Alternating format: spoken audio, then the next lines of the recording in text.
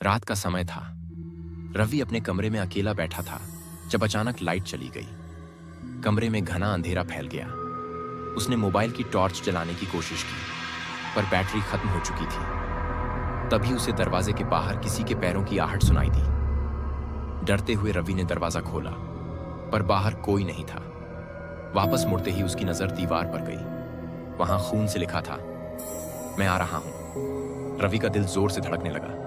तभी उसके पीछे किसी ने धीमी आवाज में कहा, मैं यही हूं। वह डर के मारे मुड़ा और जो देखा उसकी चीख निकल गई। रवि के सामने एक परछाई खड़ी थी जो इंसान की नहीं लग रही थी। उसकी आंखें अजीब सी चमक रही थीं और वह धीरे धीरे उसकी ओर बढ़ने लगी। रवि के पैर जैसे जड़ हो गए। वह हिल भी नहीं पा रहा था। परछाई पास आकर उसके कान में फुसफुसाई, तुम मुझे बुला चुके हो, अब मैं तुम्हें कभी नहीं छोड़ूंगा। अचानक परछाई ने अपना हाथ बढ़ाया और रवि की गर्दन को कसकर पकड़ लिया। वह सांस नहीं ले पा रहा था। उसकी आंखें चौड़ी हो गई। तभी कमरे में एक जोरदार झटका लगा और लाइट वापस आ गई। रवि बिस्तर पर पड़ा था, हांफता हुआ, पसीने में डूबा। वह उठकर चारों ओर देखने लगा, पर कमरा बिल्कुल खाली था। उसकी गर्दन पर अभी भी निशान थे, जैसे किसी ने सच में उसे पकड़ा। दरवाजे पर खून से फिर से लिखा हुआ था, अगली बार बचोगे नहीं। रवि की सांसें तेज हो गईं। वह घबराकर तुरंत कमरे से बाहर भागा और सीधा अपने दोस्त मोहित के घर पहुंचा। मोहित ने दरवाजा खोला तो रवि का हाल देखकर हैरान हो गया। उसकी आंखें लाल थीं और चेहरा सफेद पड़ चुका था। रवि ने पूरी बात मोहित को बताई। मोहित ने उसे शांत करने की कोशिश की और कहा, तुम्हें शायद कोई बुरा सपना आया है, कुछ नहीं होगा। मोहित ने उसे अपने घर रुकने को कहा।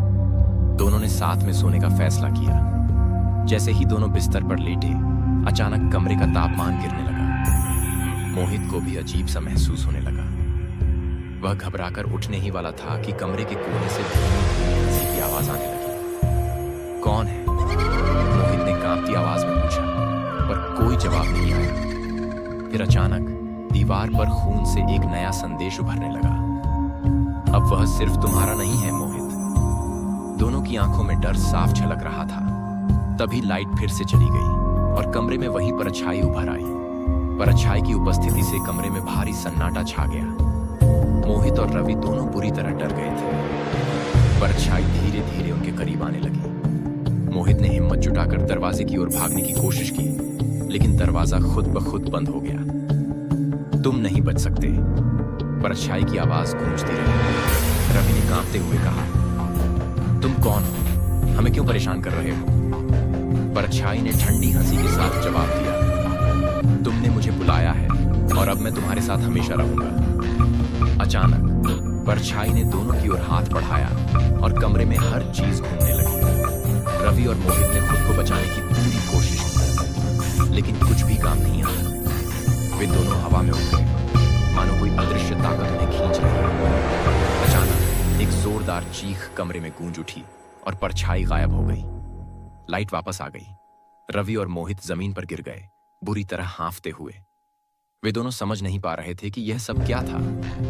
रवि ने कांपते हुए कहा, शायद अब वो चला गया। लेकिन तभी दीवार पर एक आखिरी संदेश लिखा हुआ दिखा, मैं वापस आऊंगा।